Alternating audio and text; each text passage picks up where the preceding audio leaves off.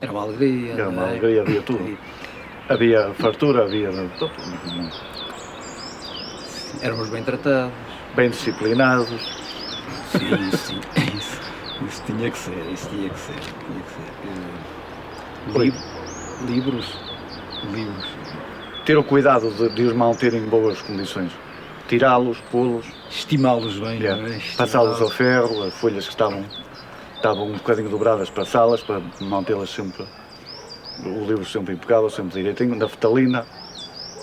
Havia todo esse cuidado. É bom, espalhar naftalina pelas estantes e tudo, é verdade. Tudo. E o passar a ferro era sempre que o Dr. Laureano comprava um livro que lá vinha menos bem estimado, tinha que se passar a ferro. A escovinha a limpar, porque tinha aquele pozinho de limpar com a escovinha, passá-la ao ferro, passá-la pomada. Mas aquelas lombadas de couro, lombadas de couro, para ficar ali a brilhar, é verdade. O jeito está a lembrar-se de coisas que... Não, havia muito trabalho no livro. Que eu não me lembro. Tal trabalho que eu não podia namorar aos domingos por causa disso, tinha que estar aqui. Por causa do livro. Tive mesmo muito trabalho com o livro.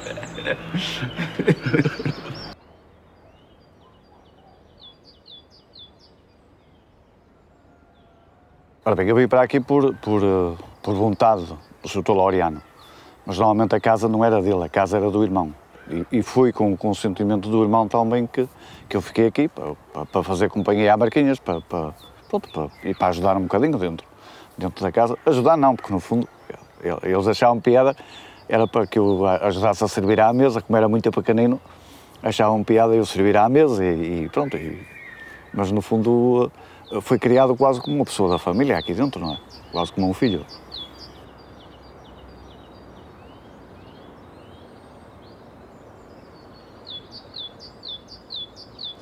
Primeiro com o Dr. Joaquim, foi esse o meu primeiro contacto.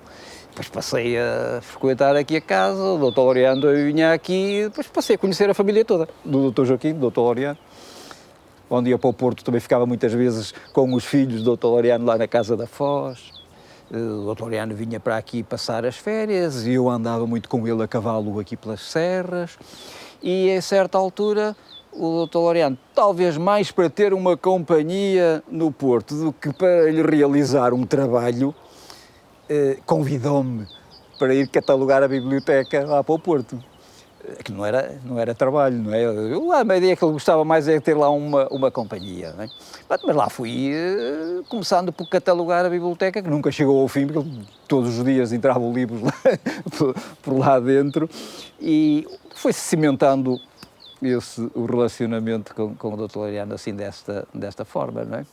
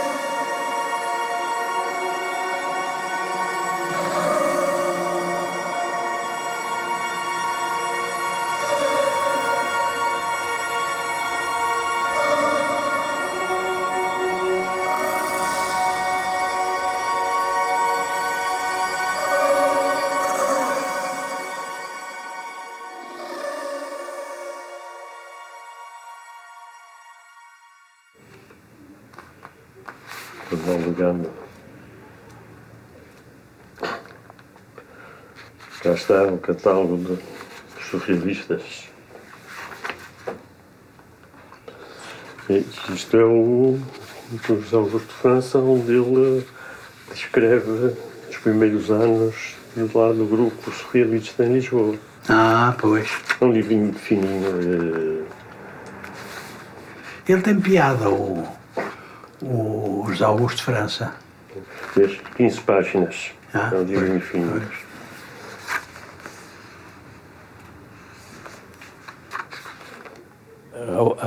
onde eu vi realmente a biblioteca dele foi a última vez que eu passei por lá, por acaso, com a minha senhora e com um casal amigo, e então vimos a biblioteca, e a biblioteca era uma biblioteca espantosa, e ele sabia onde estavam todos os livros.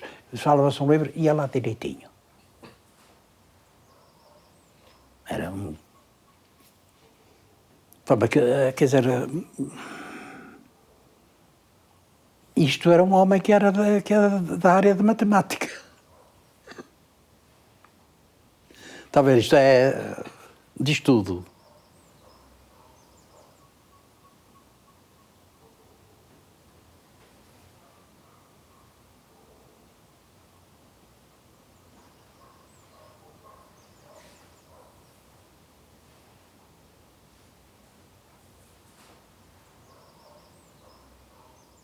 Doutor Laureano, talvez, 47, 55, 60... Talvez a partir de 55. Ele foi levado por aqueles rapazes que traíam, que eram muito amigos. O Celso, o engenheiro Celso, é alto. Já não vejo o que é. Há mais de 50 anos.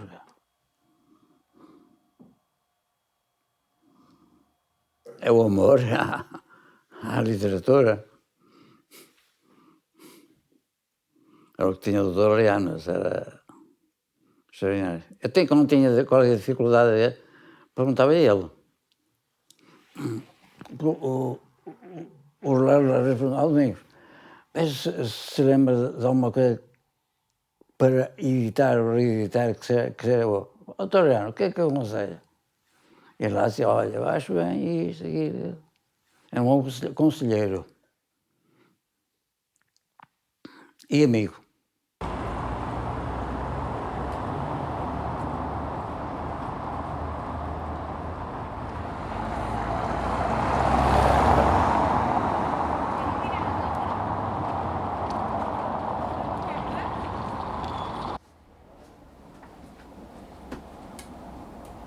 Toda a gente sabe, os pais desejam sempre o melhor para os filhos. O meio rural não era, digamos, modo de vida, até certo ponto, que o meu pai desejasse, e toca de mandar os filhos para aqui, para o Porto. Primeiro veio o mais velho, e depois, no ano seguinte, vim eu. Nesse dia que eu cheguei para o Porto, foi nos primeiros dias de outubro de 1948, foi o primeiro dia que eu calcei sapatos, o primeiro dia que vesti um fato completo, desarriscado, que era o mais pobre que havia, e também foi pela primeira vez que viajei de comboio. Estes 3 casos, portanto, jamais os esquecerei, porque são, de facto, marcaram muito. O Dr. Laureano era um nome na livraria académica que metia respeito, não é? Estou convencido que aquelas sirenes todas, não é? Se tocasse o telefone e tocasse, e se fosse possível, agora deve ser, mas na altura não era, saber que era o Dr. Laureano, ele tinha até o Nuno, tinha umas empregadas, aquilo ficava tudo em sentido, não é? Portanto, parava tudo, digamos assim, tirava, mesmo que tivesse um cliente qualquer com qualquer coisa, ele tirava imediatamente ao cliente, porque não vá o Dr. Laureano querer isso, não é? Portanto, era um mito. Para o seu Nuno era um mito. Processo Civil. É? Processo Civil, volume 2. Processo Civil. Não. Código Num livro de Civil. direito, num país torto, eu não quero livros de direito. Acabei mesmo, sabe, revoltado comigo mesmo. E como isso com a justiça portuguesa, acabei com o livro de direito. Isso não funciona. Não funciona. Mas quando entra alguém que quer livro de direito, para que é que se quer livro de direito num país torto? E que nunca mais endireita, não é? Vá tranquilo na paz do Senhor Séquio Arco. Também não deve haver coisa nenhuma. E aqui próximo não pode... Aqui direito não, é tudo torto. Mas há uma casa, olha. Aqui uma casa já acima ao seu lado direito. Acima aí 100 metros. Sim. E há outra ao lado esquerdo. Mas ali perguntaria a ver. Tá bem. Mas deve ser difícil. Obrigado. Vá na paz do Senhor Séquio Arco. Ele vai assustado, caralho. Ele vai assustado. Sim.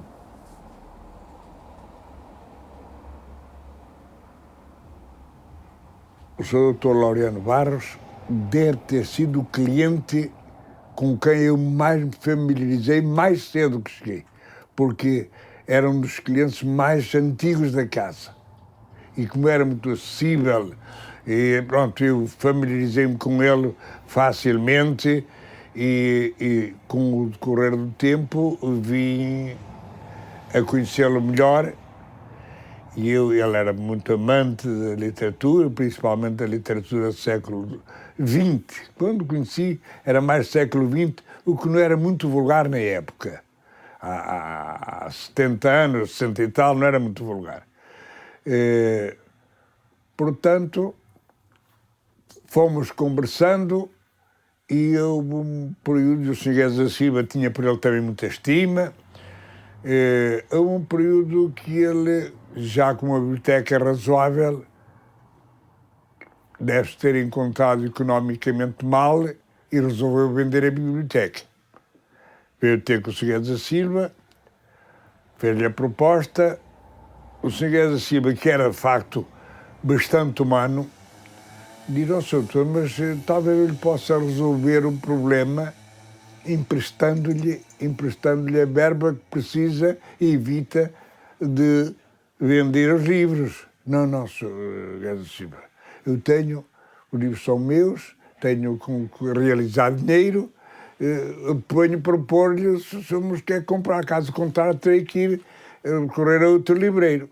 Perante esta situação, o Sr. Guedes da Silva comprou-lhe a biblioteca, pronto, resolveu o problema. E passado algum tempo ele começou outra vez novamente a comprar e então fez uma biblioteca, talvez, particular das melhores que havia no país. Começando depois no século XIX, XX e nos últimos 20 ou 30 anos dedicamos também ao livro clássico do século XVII, XVI, XVIII, de muita coisa. E era um indivíduo extremamente conhecedor, porque estudava aquilo que comprava, os autores, os estilos, sabia muito de bibliografia e de pormenores relacionados com os livros, principalmente os livros do século XX. Era uma pessoa encantadora e de uma verticalidade fora do comum, muito vertical. Um indivíduo com um caráter, de facto, digno de registro e um trato também de assinalar. E sabia livro por livro onde estava. Ele muitas vezes estava na cozinha e dizíamos, e vai à biblioteca, na prateleira tal, está lá o livro tal, e depois chegavas e tu és muito inteligente. Ele é como dizia onde sabia exatamente o sítio certo. O primeiro, se era o primeiro, se era o segundo, se era o terceiro, ele sabia exatamente onde estava. Era impressionante a memória. Em primeiras edições de literatura portuguesa, o Dr. Laureano tinha, não direi tudo, mas quase tudo.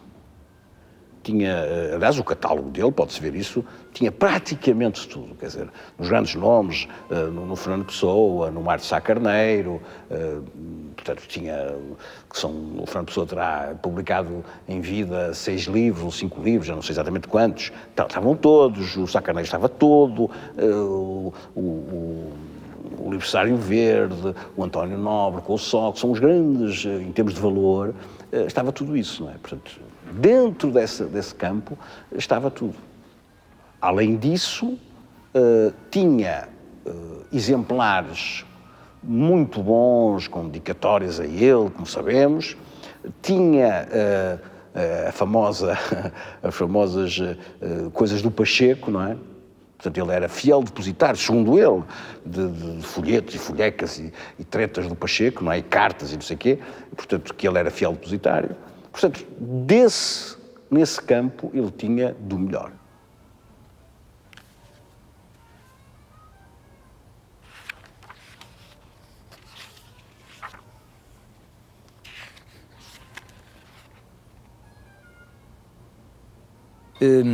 O Dr. Laureano considerava muito,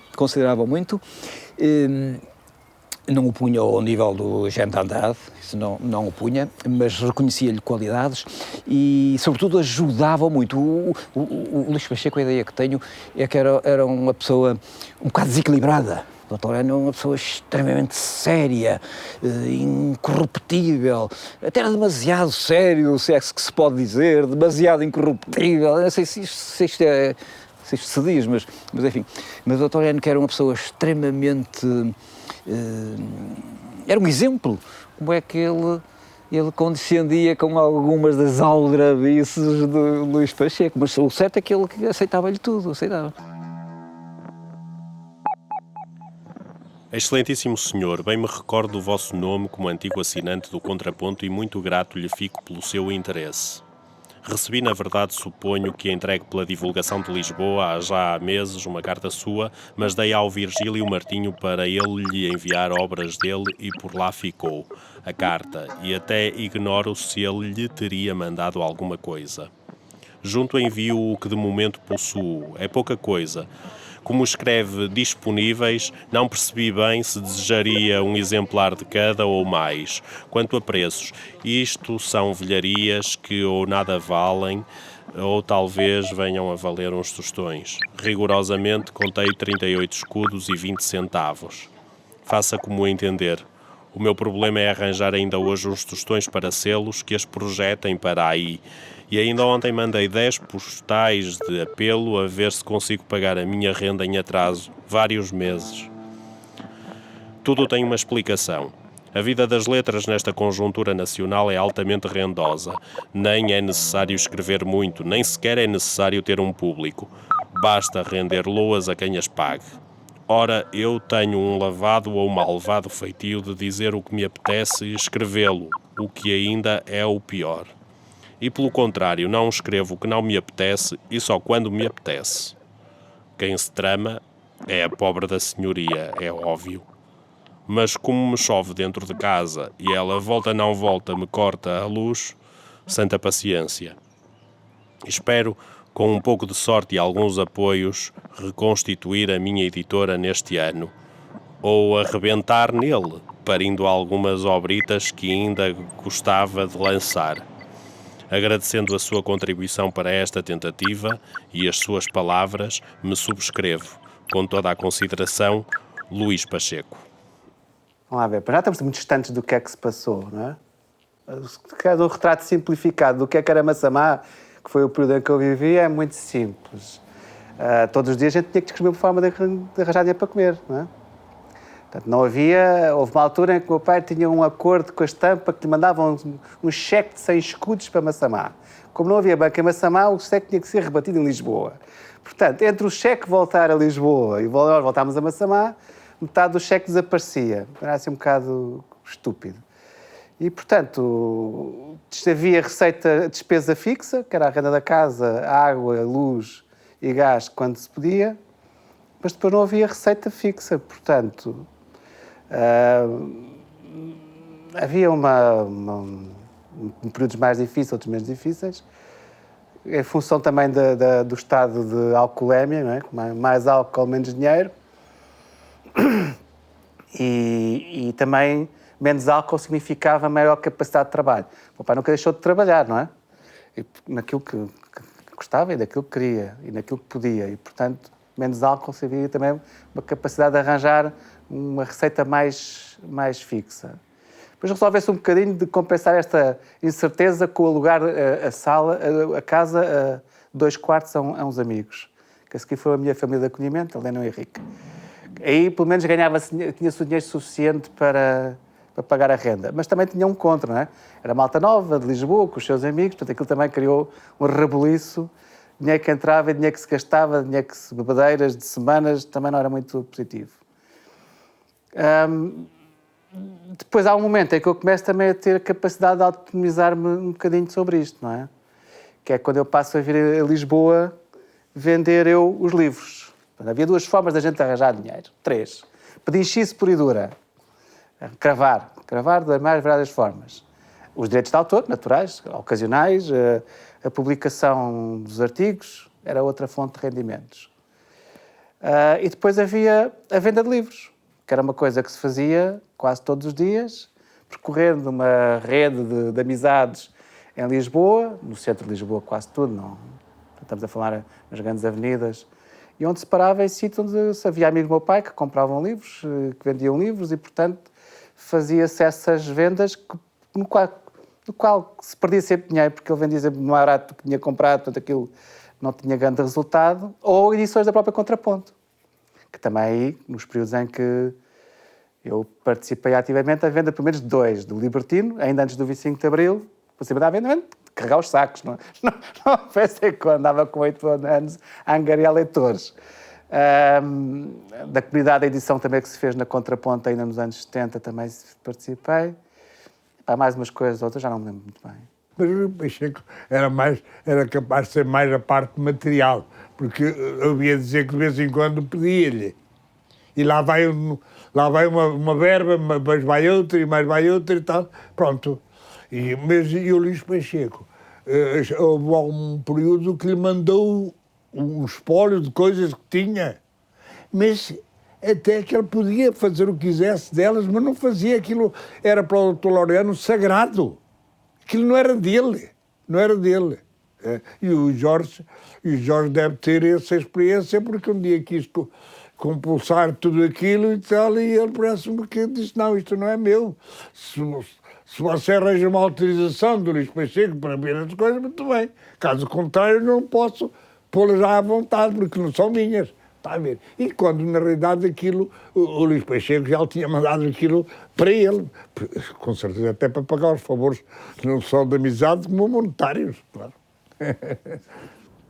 Por exemplo, a mim, eu pedi-lhe para ver 2 vezes os tais documentos do Pacheco e nunca autorizou. Portanto, nunca me autorizou. Disse que não, que achava que não sei o quê, e que aquilo era só fiel depositário, e, portanto, não autorizava. E eu tentei uma das vezes, depois percebi que não valia a pena insistir, não é? Eram pessoas de umas certas convicções, não é? E que não parecia um tipo de pessoa que fosse como aquela imagem que a pessoa dá, que basta insistir um bocado, não é? Isso tudo se consegue. O que é preciso? Insistir, que ele vai amolecendo, não é? Não me pareceu muito disso. Este filho que está comigo vai agora agradecer-lhe umas calças novas que comprei com parte do seu donativo, que lhe era especialmente destinado. Estamos a falar de universos muito pequenos, em que as pessoas, ou através de terceiros, rapidamente se conheciam.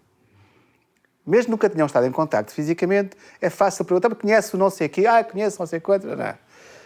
E, portanto, rapidamente o meu pai deve ter percebido que a pessoa era a pessoa zelosa daquilo que guardaria, etc. Mas depois tens que pensar naquilo que eu te disse há bocado da economia doméstica. O homem mandou-lhe uma nota de 50. Ups! A nota de 50 vale muito dinheiro. Portanto, a partir daí, há uma relação de confiança que se estabelece, que é... O meu pai deve ter concluído que, de facto, a pessoa era uma figura qualquer, que o meu pai não conhece só gente de Lisboa. O meu pai circula pelo país inteiro, enquanto espetáculos percorreu o país inteiro. E percorreu o país inteiro nos meios literários e artísticos. Depois teve aquela experiência de acompanhar o pessoal da Gulbenkian. Também com... E este universo... Quantas pessoas liam livros em Trás-os-Montes? 1, 2, conheciam-se todos. Os livros, a lista de distribuição do postais RSF, da Contraponto, provavelmente tinha um universo dos 500 gajos que em Portugal compravam livros. Não eram mais. Ou que tinham gosto nisso, ou que sabiam, ou que podiam trocar. Eu acho que a questão da relação facilmente se estabeleceria qualquer... uma relação fácil e quase de interesse comum, ou seja, um tinha prazer em guardar aquelas coisas e o outro tinha prazer em receber o taco, portanto toma lá e devolve cá. E portanto isso não faz qualquer espanto disso. O que eu acho que é inovador no Laureano, em relação aos outros depositários que eu referi, é que aí o meu pai tinha consciência que o homem ia guardar a coisa. Ou seja, há também ali de repente um depósito, toma lá, para não perder. Que ele fazia, também com o Vítor Silva Tavares, e fazia com outros. Como eu. Quer dizer, eu estou ao mesmo nível. Muda de quarto, estão lá os livros, estão lá os papéis. É a mesma coisa. Portanto, não sou muito diferente do Laureano. Mandava era as notas 50, que era o que faltava. No fundo, tens que pensar, na relação com o Laureano também há aqui uma questão de sobrevivência. Portanto, é uma fonte de receita que é certa. Portanto, provavelmente o Laureano não lhe mandava uma nota de 20, mandava de 50. Para isso, não te esqueças que o gajo tabelava aos amigos pelas notas, não é? Há os amigos dos 20, dos 50, dos 100, dos 500, dos 1000, que é só 1 ou 2. E o Laureano está lá metido. Não sei qual é a classificação dele, mas é para nos 50, no mínimo, coisa. Eu tenho alguns livros do Luís Pacheco, porque já eu trabalhava, já tinha algum dinheiro, ele me obrigava a comprar. Ora, compra aqui, ora, este custa 5 coroas. Aí eu lá comprava. E outros amigos meus, alguns que estavam melhor do que eu na vida, e então compravam mais e tal. O Dr. Laureano era um bom cliente do Luís Pacheco, mas com este objetivo. Eu não sei se o Luís Pacheco tinha facilidade em colocar os seus livros nas livrarias. Eram livros de alguma forma atrevidos. Não sei em que medida que as livrarias teriam à vontade para os ter lá à venda. Se calhar até tinham, mas ou não tinham, não sei. Eu sei que o Dr. Laureano lhe vendia muitos livros. E trocavam correspondência.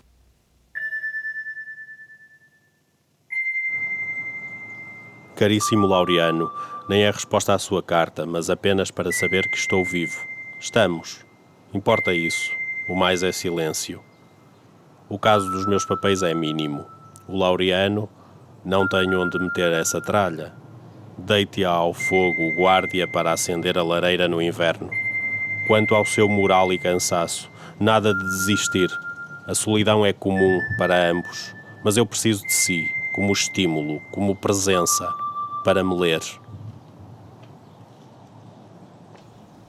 O livro só é possível por causa do Laureano, porque tudo isso poderia ter perdido, não é? E, portanto, é natural que a dedicatória... As dedicatórias do meu pai nos livros, essas muito coletivas, é seguindo uma tradição do Jorge Amado, que queria agradecer a muita gente. Portanto, tinha assim, punha uma, depois punha para aí uns 50 gajos e tal. O médico... O meu pai fazia a mesma coisa. É uma parte das pessoas... Há livros em que nem sequer as pessoas imaginam quem será este. É o médico. Comprimidinhos. Coisas para a sobrevivência. E, portanto, vinha ali rolzinho das coisas todas. Normalmente não tem nada a ver com a obra. No caso do Laureano, sim. Esta obra é o resultado desse acordo, desse negócio entre os dois que permitiu preservar esse espólio.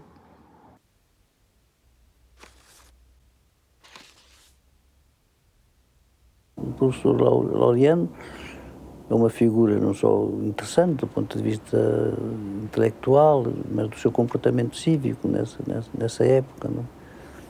E provavelmente um exemplo para a cidade onde ele exerceu essa profissão de grande professor e ao mesmo tempo também de homem que se interessou para a cultura e contribuiu para a coisa da cultura.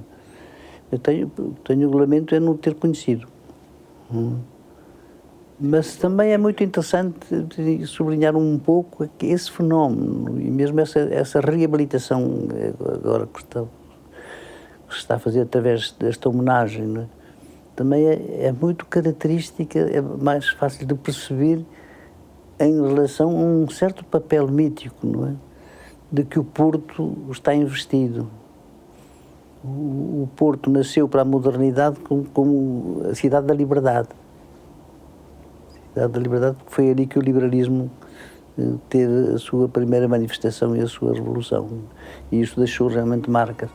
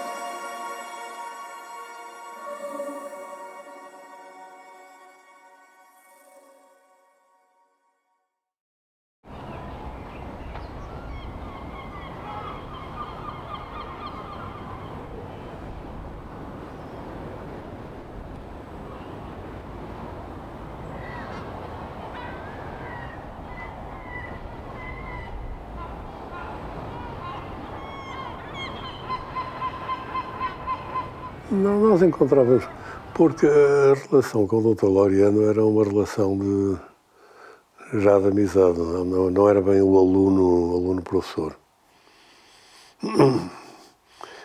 E ele tinha a paciência de nos aturar, assim também que o Domingos tinha a paciência de nos aturar no Léo.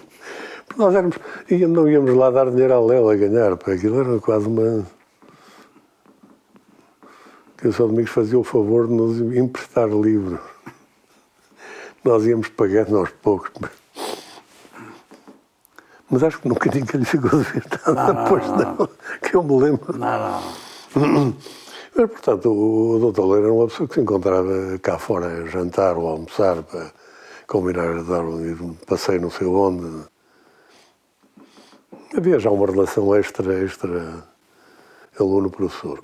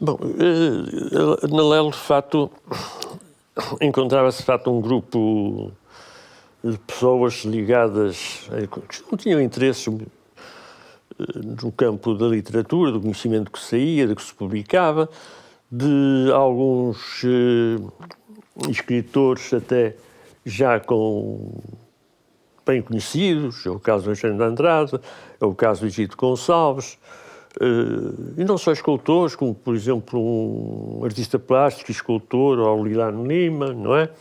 Havia, de facto, assim, um conjunto de encontro, um encontro grande.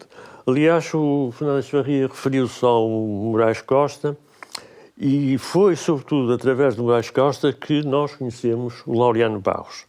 Quer dizer, o Moraes Costa frequentou a Universidade do Porto e foi aluno do Laureano Barros. O que é que se falava? Falava-se de tudo. Não é? Falava-se de tudo. Era uma altura que se vivia uma situação política que era bastante opressiva e a existência da censura que se aplicava, portanto, sobretudo aos jornais, fazia com que se divulgasse muito o boato. E o boato era, digamos assim, uma espécie de forma de comunicação sobre aquilo que possivelmente se teria passado e criava, digamos assim, uma espécie de pequeno ânimo, um certo sentido de resistência em relação a algo que na vida política portuguesa durante longos anos era aquela que mais estava em contradição com a cultura que implica sempre liberdade livre, como dizia o Rimbaud, não é? Como dizia o Rimbaud. Olha, fui eu que incrementei a venda de livros franceses. Fomos a primeira livraria a ter o Brecht, de teatro. Era bem, numa ocasião, o Sr. dela recebeu um postal para ir a Pedro, que era ali pegado ao cemitério de Praia do Repouso. E disse, mas vamos se dar lá com eles, para lá. Eu disse, não importa nada, vou lá. E era o que eu disse, vai eterno. Ele disse assim, eu dou-me bem com eles. Fui lá e disse, você não sabe o que está proibido? Não, senhor, isso não está proibido, porque isso é anticlerical e não anticristo. E como é que você sabe? Eu li todas, eu sabia, quase sempre disse toda de uma ponta à outra. Pronto, e passou. Fui lá mais que uma vez, não sei porquê já. Mas nunca fiquei preso. Eles podiam fazer isto porquê? Porque a conotação que tinha a livraria era, digamos, conservadora. Eles faziam a vista grossa. Faziam a vista grossa. Não imaginavam que aquilo podia ser.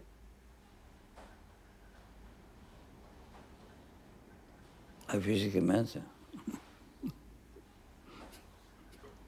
Alto. Boa figura e conquistador.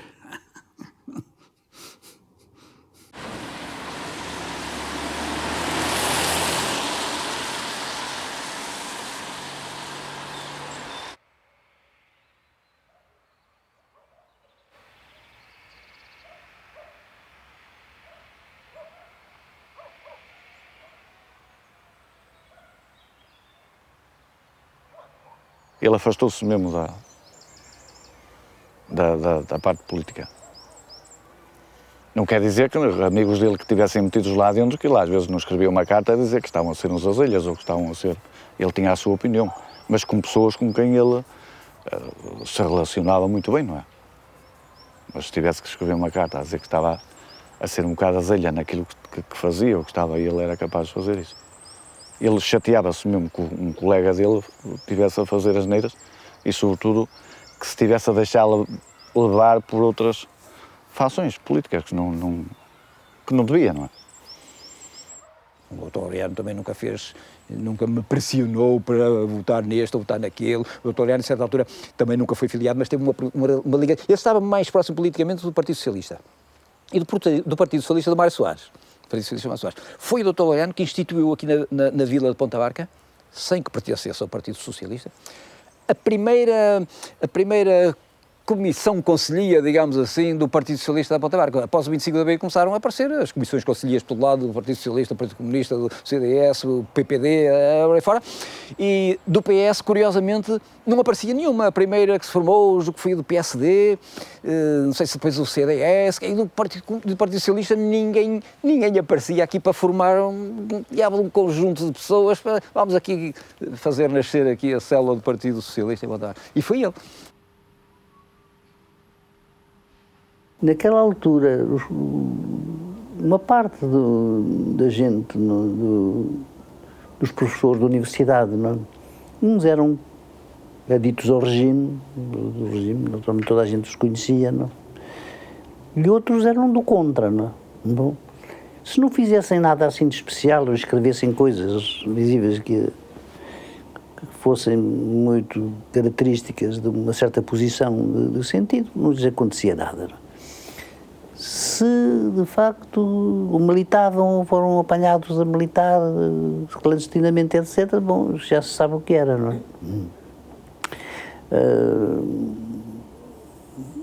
Mas isso, quem está mais autorizado a falar dessas coisas foi a gente que resistiu nesse capítulo, fundamentalmente a gente, ou antigos republicanos, não é? Que já estavam fora, historicamente já estavam fora da luta mais cerrada, já não eram novos, não é? E depois o jovem Partido Comunista, não é? Que se concentrou, de facto, uma militância séria, não é? E pagou por isso, realmente, enfim, como é costume nessas coisas, não é?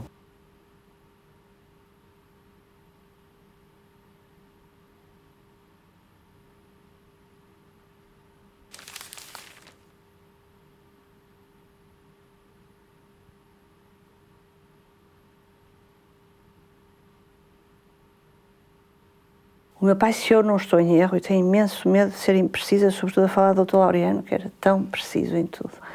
Mas, se não estou em erro, o meu pai não entra na universidade, não é admitido, porque dá uma entrevista, porque recebeu um prémio como melhor aluno de matemática, o prémio Gomes Teixeira, deu uma entrevista a um jornal a esse propósito, e isso fez com que ele não fosse admitido na faculdade. E isso acontece antes da admissão do Rui Luís Gomes e do Laureano, E, portanto, o meu pai não participa ativamente, estava já fora da universidade nessa altura, mas seguramente que participou efetivamente e nas conversas todas que houve nessa altura, porque eles encontravam-se todos os dias.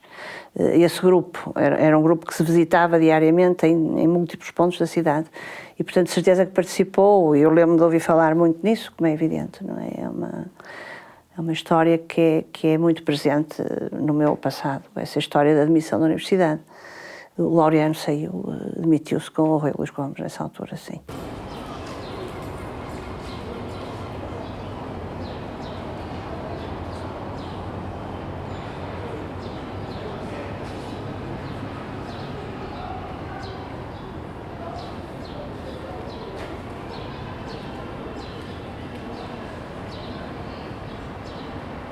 Havia uma proximidade muito grande, embora o meu pai tivesse tido alguma participação mais ativa e mais próxima do Partido Comunista Português. Por um período curto, mas teve, do que o Laureano, mas eram extremamente próximos na forma de pensar e na forma de criticar a situação antes do 25 de Abril e depois. Muito depois do 25 de Abril, o meu pai e o Dr. Laureano conversavam frequentemente sobre a situação política e tinham uma enorme afinidade. Aliás, eu penso que o meu pai pelo menos gostava muito de falar com ele nas vésperas das eleições para afinarem decisões sobre aspectos práticos de tomadas de posição, etc. E, portanto, sempre tiveram uma enorme proximidade. Crítica, como lhe digo, antes do 25 de Abril, obviamente, do regime. E também crítica, depois do 25 de Abril, de várias coisas no país e na própria universidade. Mesmo alguma crítica em relação ao Dr. Rui Luís Gomes, enquanto reitor, houve momentos de alguma divergência entre os matemáticos do Porto nessa altura, e eu sei que o Laureano e o meu pai foram talvez sempre as duas pessoas mais próximas na forma de pensar a situação nessa altura. As reuniões que se faziam era pelo menos com um elemento do Comitê Central, mas julgo que chegaram a estar outros, mais do que um, e eu que me lembro é do Rogério Carvalho. Portanto, era um elemento importante do Comitê Central.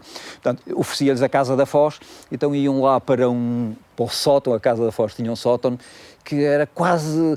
Não se via, aquilo era quase escondido, umas escadas muito estreitinhas, punham ali um armário nas escadas e tal, e quem lá fosse não sabia que havia aquela parte superior, é que eles estavam lá dentro, lá em cima, lá faziam as suas reuniões, às quais o Dr. Laureano não assistia.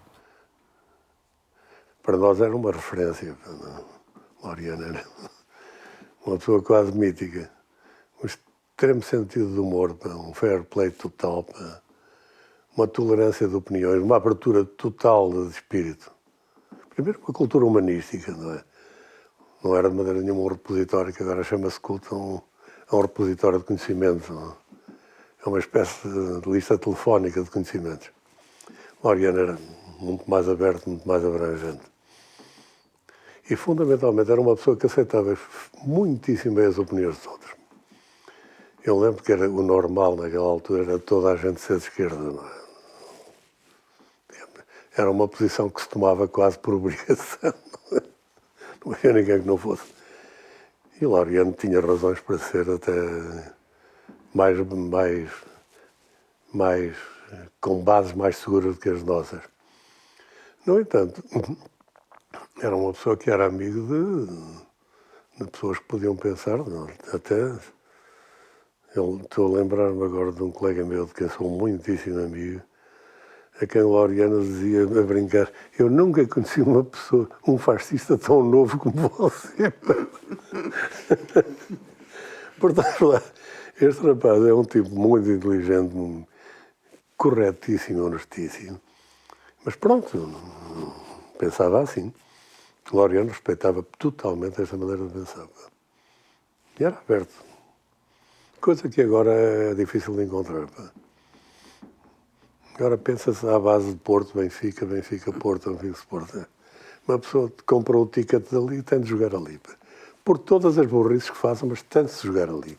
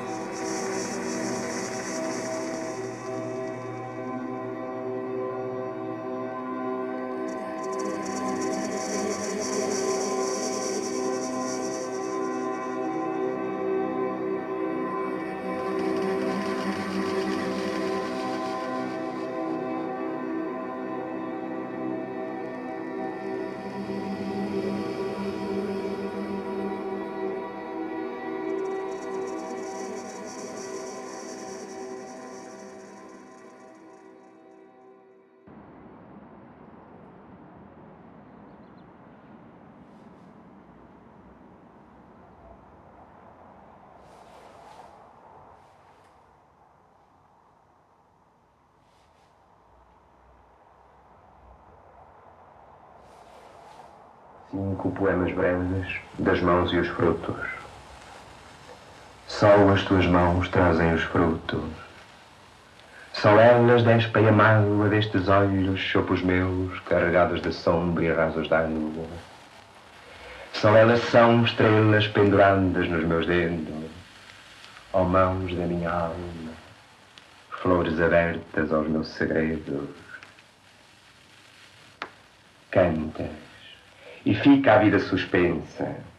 É como se o rio cantasse, em redor é todo teu, mas quando cessa o teu canto, o silêncio é todo meu. Impetuoso o teu corpo é como um rio onde o meu se perde. Se escuto, só ouço o teu rumor. De mim, nem o sinal mais breve. Imagem dos gestos que tracei, irrompe puro e completo. Por isso, rio foi o nome que lhe dei, e nele o céu fica mais perto. O Dr. Laureano e o Eugênio de Andrade eram muitíssimo amigos. O Dr. Laureano era um colecionador de livros do Eugênio, era um crítico de livros do Eugênio. O Eugênio oferecia-lhe livros, mas também lhe pedia opinião sobre livros e pedia-lhes correções, etc. Portanto, havia ali uma cumplicidade muito grande entre os dois. Eu beneficiei um pouco disso porque conhecia uma pessoa ilustre, só isso, e tenho umas ofertas do Eugênio de Andrade, sempre que vinha cá fazia um poemazinho que me oferecia. Sei que só um ou dois daqueles poemas que eu tenho é que estarão publicados, porque o resto são originais, que ele fazia-os ali na hora. Ele demorava um bocado, não lhe saía, não pegava na caneta e escrevia logo, não, mas punha-se ali a olhar para o ar, e dali por uns minutos lá saía um poemazinho pequenino, não? E guardo-os religiosamente. É.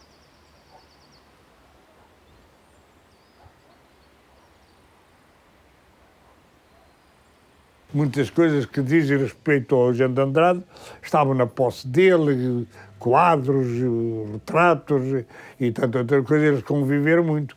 Se o feitio era compatível, era capaz, toleravam-se e, portanto, julgo que ele tinha grande simpatia pelo Eugênio de Andrade. E, portanto, quando era amigo e mesmo que tivesse que dizer coisas, dizia-as e pronto. Porque ali com o Eugênio de Andrade sei que nem sempre concordou com o comportamento do Eugênio de Andrade. Mas pronto.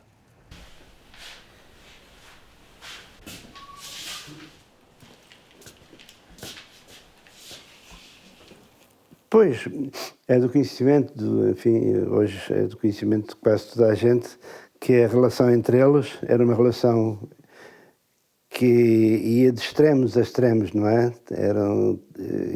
No fundo, eu acho que eles eram tão parecidos que, no fundo, essa parecença na exigência, no respeito pelos outros, uma série de coisas que essas exigências, naturalmente, entre eles de vez em quando fazia faísca, não é? E eram, nessa altura eram terríveis um com o outro, não é? Eu assisti a algumas cenas dessas e era realmente complicado. Mas tudo se explicava exatamente pela formação de cada um. Eram, no fundo, muito parecidos e isso dava essas situações. Era um homem realmente que era um militante da verdade e da justiça, enfim, intransigente mesmo, mas era um homem muito curioso.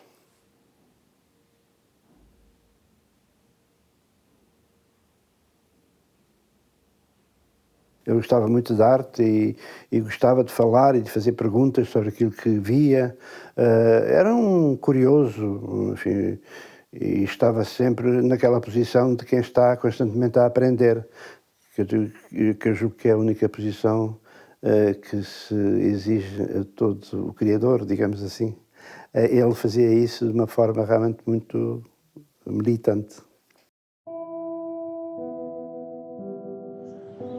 Querido Laureano, são 10 horas da noite. Cheguei há bocado dos bailados, li a sua carta, jantei e aqui a responder-lhe.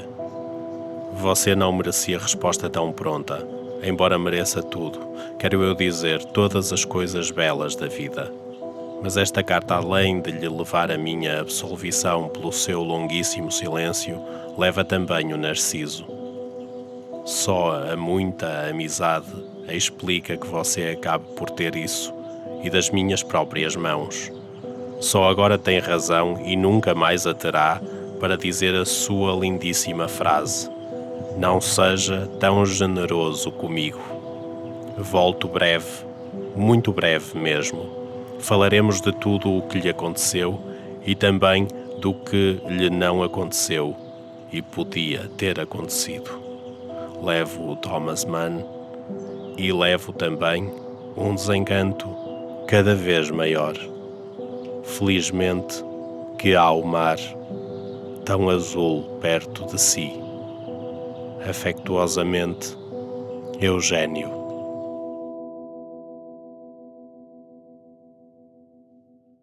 Achava um escritor excepcional, um bocado fechado, curiosamente.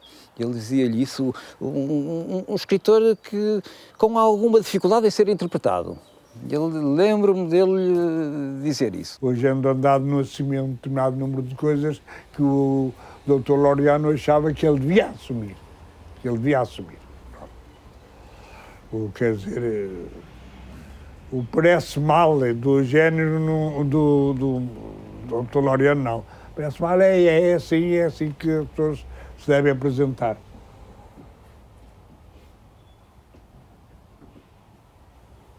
Sim, a homossexualidade e a parte política. Ele achava que muitas vezes o Jean Andrade escondia essas facetas, mas que o Dr. Loureiro Marques acho que não devia esconder, que não era nada de divulgar, mas assumir pelo menos. E portanto, isso dava origem, parece-me, a discussões e tudo mais, pronto. Mas não quer dizer que não tivesse por ele muita estima. São coisas diferentes.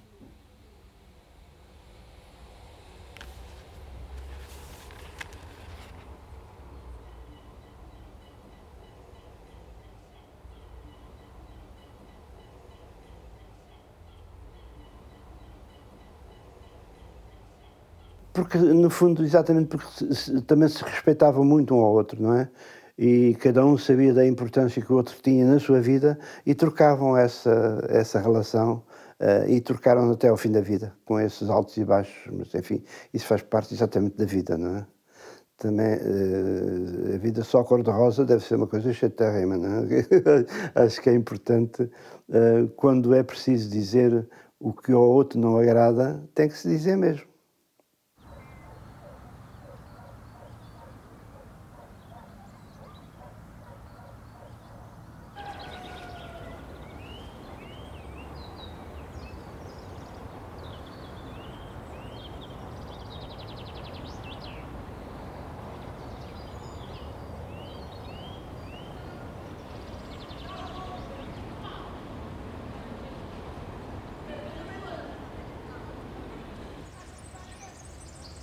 A biblioteca era a casa inteira, porque havia estantes desde o chão até ao teto, por todos os compartimentos da casa. Portanto, era uma biblioteca extraordinária.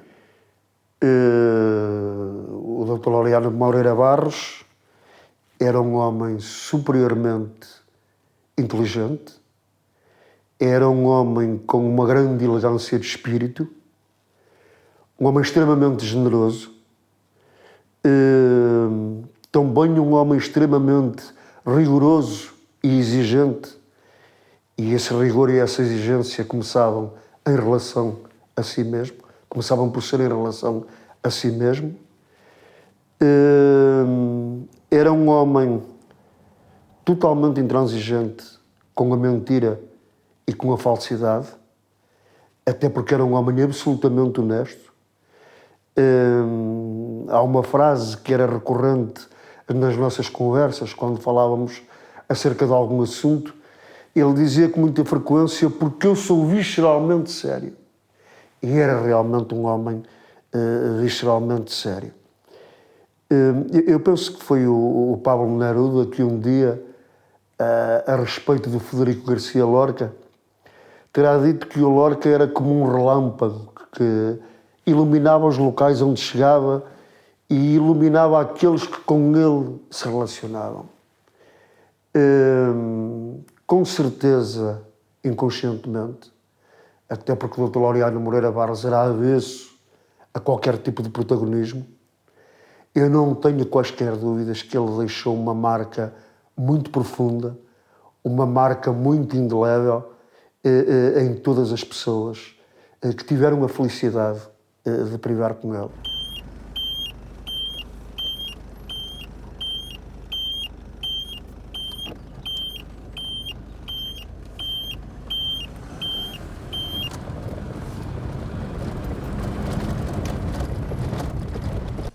Olha, primeiro inteligente, segundo era um bom cliente que eu tinha, inteligente, muito humana, era uma pessoa muito humana, muito boa, exigente, muito exigente, a gente tinha que cumprir, não podia falhar um minuto, tinha que ser aquela horinha, se falhasse, uma vez, eu vou contar esta, que arrebentou-me, foi buscar um cliente e pouco tempo antes, ele marcou uma hora para vir buscar e eu parteu-me um garrafão de vinho dentro do meu carro, na mala do carro.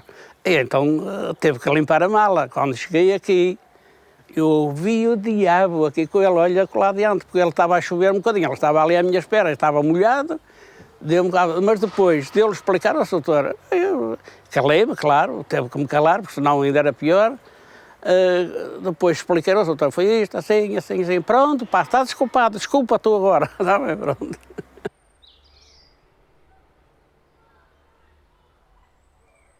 A quinta era do irmão, mas o irmão deixava ter aqui umas éguas, então ele tinha aqui 2 éguas e dávamos passeios ao fim de semana por aí fora. Portanto, ele arranjou aqui um conjunto de pormenores que o levaram a instalar-se cá. Portanto, ele gostava disso, gostava da terra, ele não gostava da cidade, ele era um campesino puro.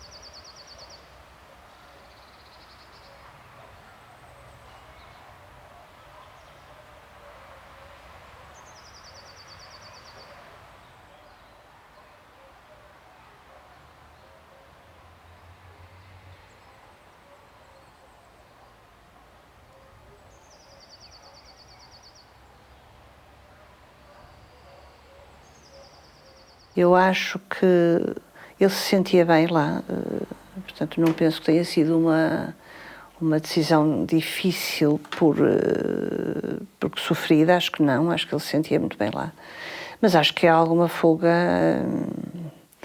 também ao ambiente que se vivia na cidade, a agressividade pós 25 de Abril, a necessidade de haver muita exposição, acho que ele se retirou um pouco por causa disso. E a partir dessa altura, de facto, começou cada vez a ter mais dificuldade de vir ao Porto. E, portanto, por exemplo, o meu pai começou a encontrar-se com ele em Braga, num hotel de elevador, com raras idas a Ponta Barca, que há uma documentação, que é uma fotografia que o Dr. Laureano tira aos meus pais com uma Kodachrome, não sei como é que se chamava, uma daquelas máquinas automáticas. Portanto, as idas lá à casa eram raras, eram relativamente raras. E depois do meu pai morrer, eu fui lá umas 2 ou 3 vezes. E era sempre muito difícil, porque o Dr. Laureano achava que não interessava nada de falar com uma pessoa que estava assim retirada e que era melhor eu primeiro saber. E, portanto, lá fazíamos um cerimonial de aproximação à visita, que depois era muito... corria com a maior espontaneidade.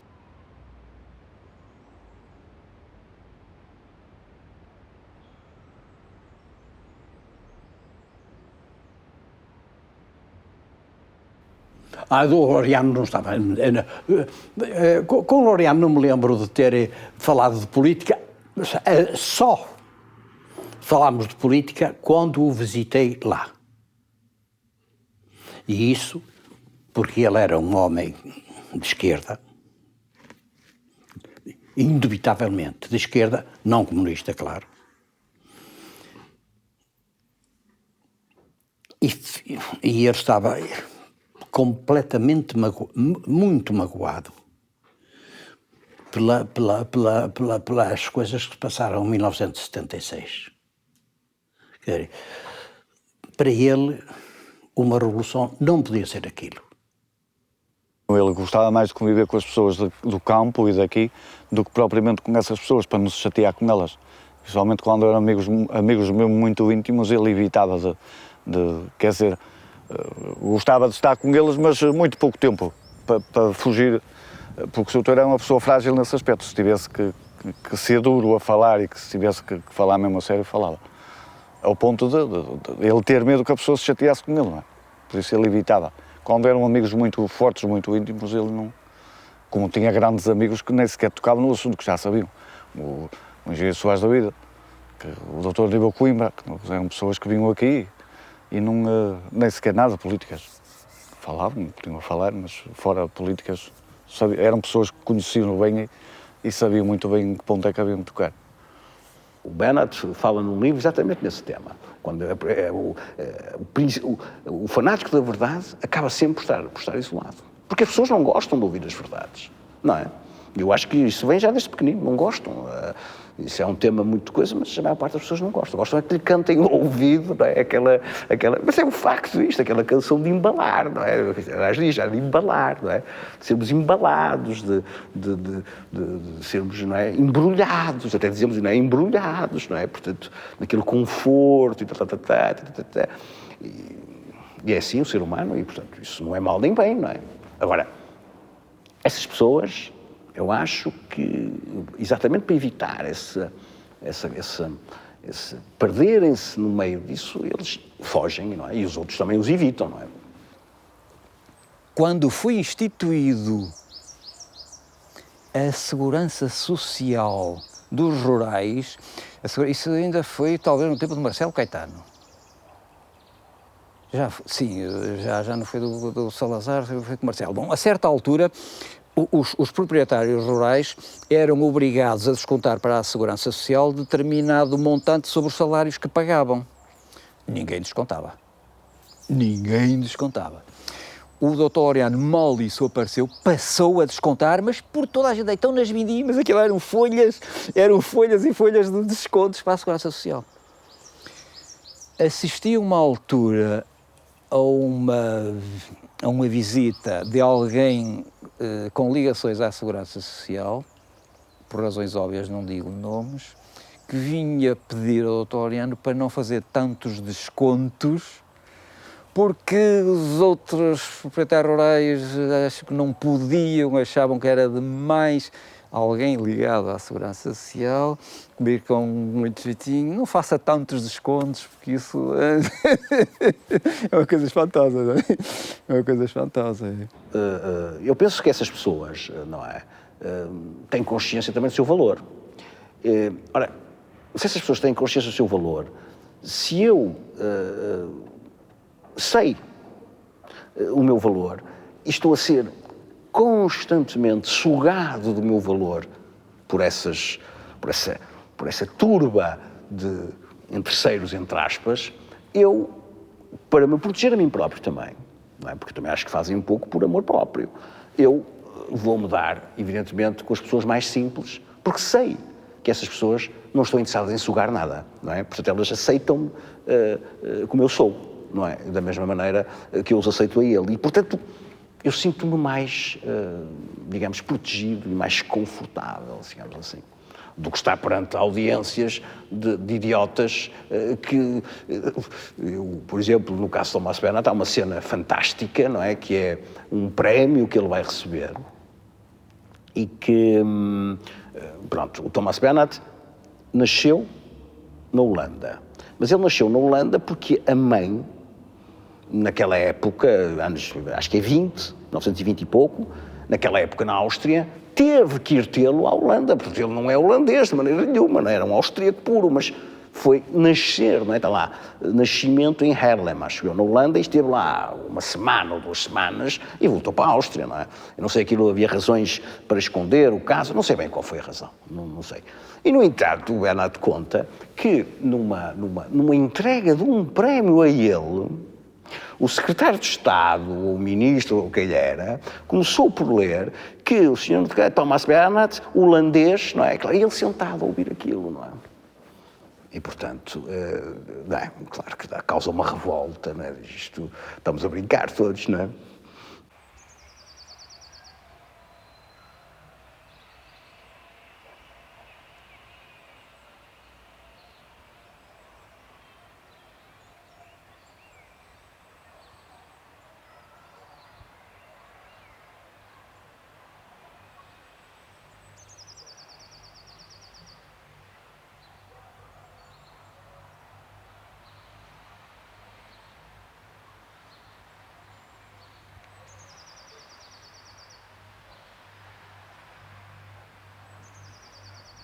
O que o Sr. Doutor tentou evitar foi infelizmente, eles foram desaparecendo mais cedo. O Sr. Engenheiro Soares David morreu mais cedo. Depois outras pessoas, o Sr. Doutor evitou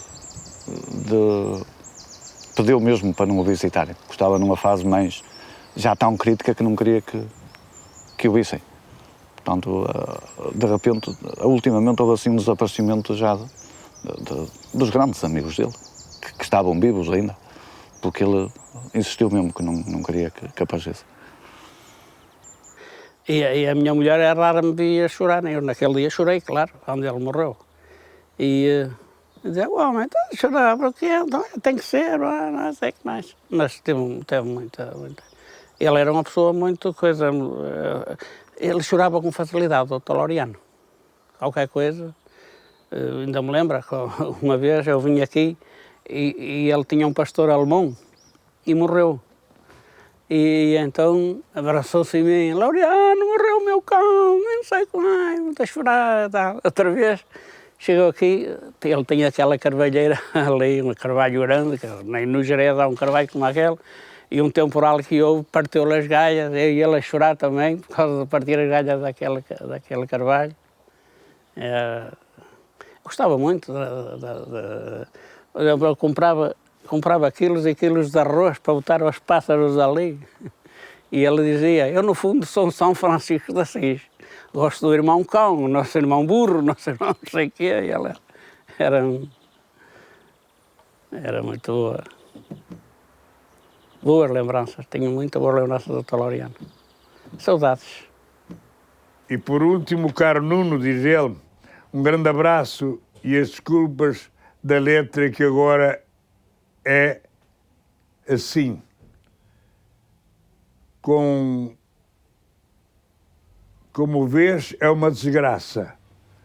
Cumprimentos para todos, família e empregadas. Teu amigo Laureano. De facto, aqui, datada de 25 de 1 de 2005, a letra já, de facto, é de uma pessoa que está, digamos, na fase final. Pronto, mas é uma espécie de carta de despedida.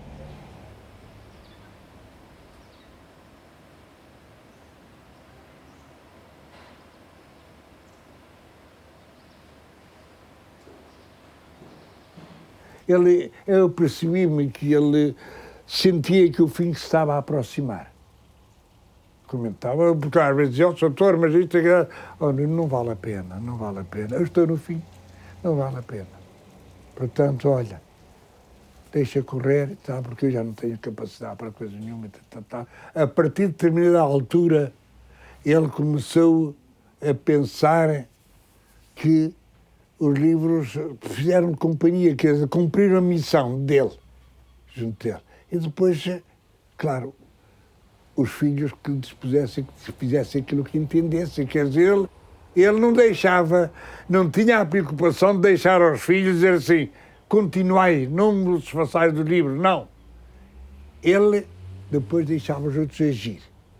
O reinado dele terminou ali. Os outros depois que dispusessem.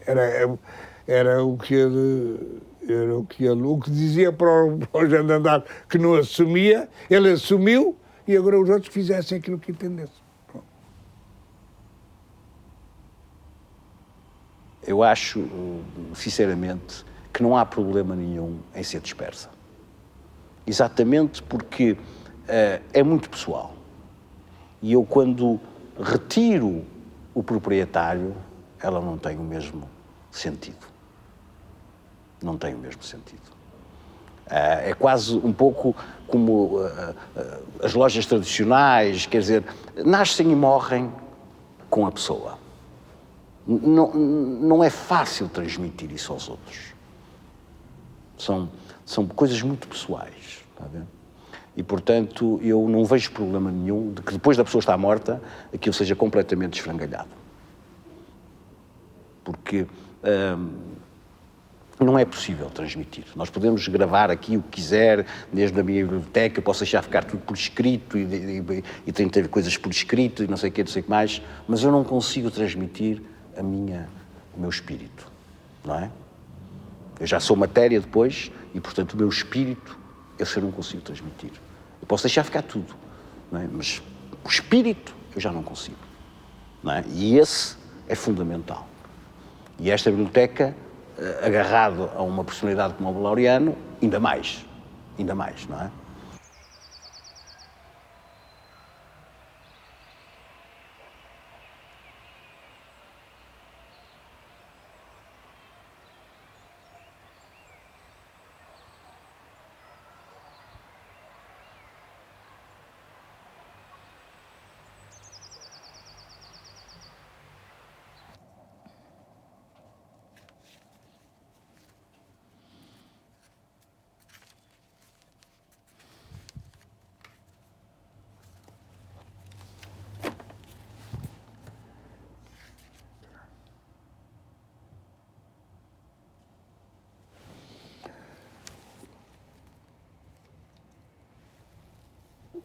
Como ia dizendo, todas as pessoas que merecem uma estima muito especial, eu registro o seu desaparecimento. E aqui, no caso do Dr. Laureano Barros, aconteceu exatamente isso. E na minha agenda pus Dr. Laureano Barros, Ponta Barca, faleceu no dia 16 de janeiro de 2008.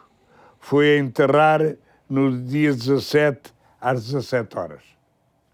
Este foi o apontamento para eu registrar o facto que eu registrei do seu desaparecimento. E como esse, tenho outras pessoas que merecem, como disse, uma estima muito especial. Porque tinha pelo Sr. Dr. Laureano Barros, de facto, uma estima muito especial. Porque eu recorri muitas vezes a ele para obter esclarecimentos sobre determinadas espécies que ele sabia. E, portanto, era uma pessoa que eu considerava muito mesmo. Portanto, eu até vou mais longe, essas pessoas acho que não deveriam morrer, mas pronto, é a lei da vida. E ele era de um íntegro, sempre preocupado, se devia alguma coisa, sempre preocupado em pagar, e às vezes pagar antecipadamente, e pronto, era de facto uma correção que não é muito vulgar nos dias de hoje já encontrar.